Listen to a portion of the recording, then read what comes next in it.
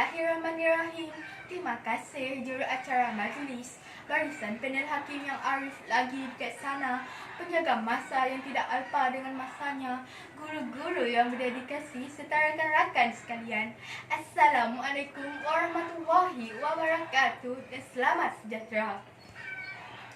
Sebelum saya memperkenalkan tajuk cerita, bolehlah saya menyampaikan serangkap seloka.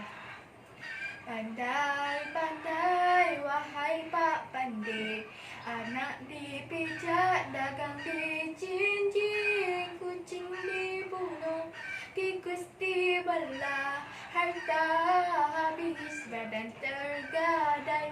Berdirinya saya di sini untuk menyampaikan sebuah cerita yang bertajuk Pak Pandai Membeli Hampa Padi. Kawan-kawan sekalian, pada zaman dahulu, ada seorang lelaki tua yang bernama Pak Pandai. Isterinya pula bernama Mak Andai. Mereka tinggal jauh nun di hujung kampung. Pak Pandai seorang yang lurus benda dan pelupa. Apa yang dijumpa, itulah yang akan dibuatnya. Setiap kali Mak Andai menyuruhnya membuat kerja, pasti ada saja kesilapan yang dilakukannya. Nak dijadikan cerita, suatu hari mereka kehabisan padi. Oleh itu, Mak Andai memberikan wang kepada Pak Pandai untuk membeli padi. Ingat Pak Pandai, di padi ya, jangan pula dibeli hampa padi, kata Mak Andai bersungguh-sungguh. Baiklah Mak Andai, jawab Pak Pandai penuh keyakinan. Setelah jalan beberapa jam, akhirnya Pak Pandai tiba pun di sebuah kampung. Pak Pandai melihat ramai orang sedang menampi hampa padi. Pak Pandai terus mendekati mereka. Pak Pandai bertanya, "Assalamualaikum, buat apa tu?" Petani itu pun menjawab, "Kami sedang menampi hampa padi." Aduh, Pak Pandai mula keliru. Apa yang dipesan Mak Andai tadi? Mungkin Mak Andai berpesan supaya membeli hampa padi, kata Pak Pandai dalam hatinya. "Bolehkah saya membeli hampa padi tersebut?" tanya Pak Pandai. Petani itu terkejut mendengar pertanyaan Pak Pandai seraya berkata, Pak Pandai, tak pernah dibuat orang membeli hampa padi.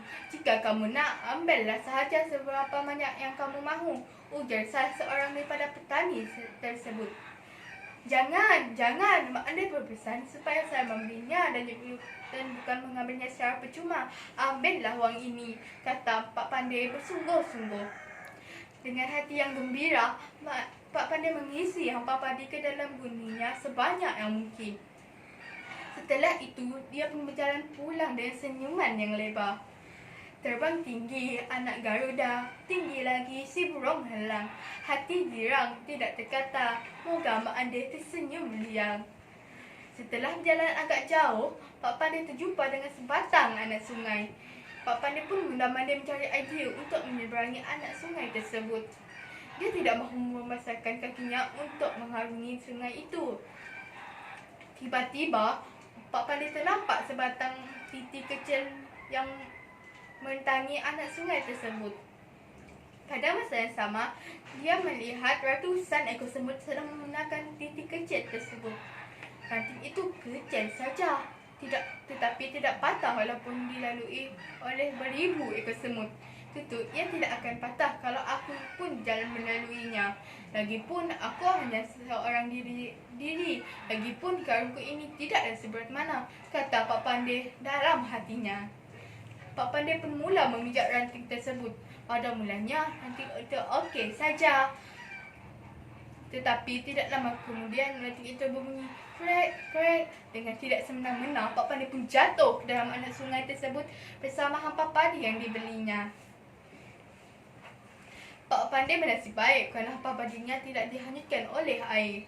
Kesihan Pak Pandai, bab kata pepatah, sudah jatuh ditimpa tangga pula. Basah lencunlah semua pakaian Pak Pandai bersama hampa padinya.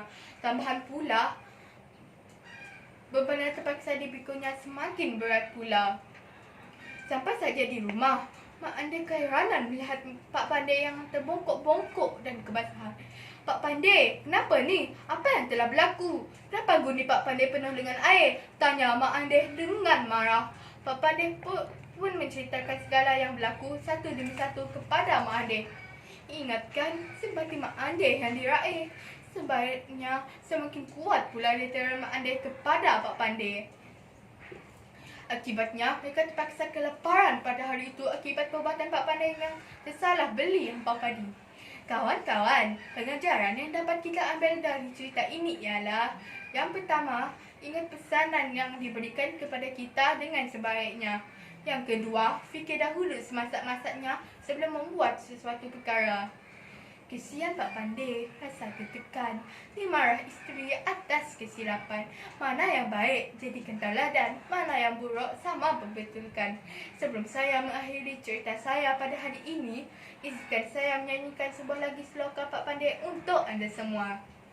Mendengar telagak dagang, tak sedar bertelanjang.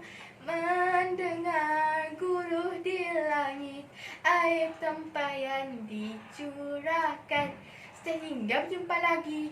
Ingatlah, orang-orang tua pernah berkata, yang merah itu saga, yang kulit itu kundi, yang merah itu, yang indah itu bahasa, yang elok itu budi.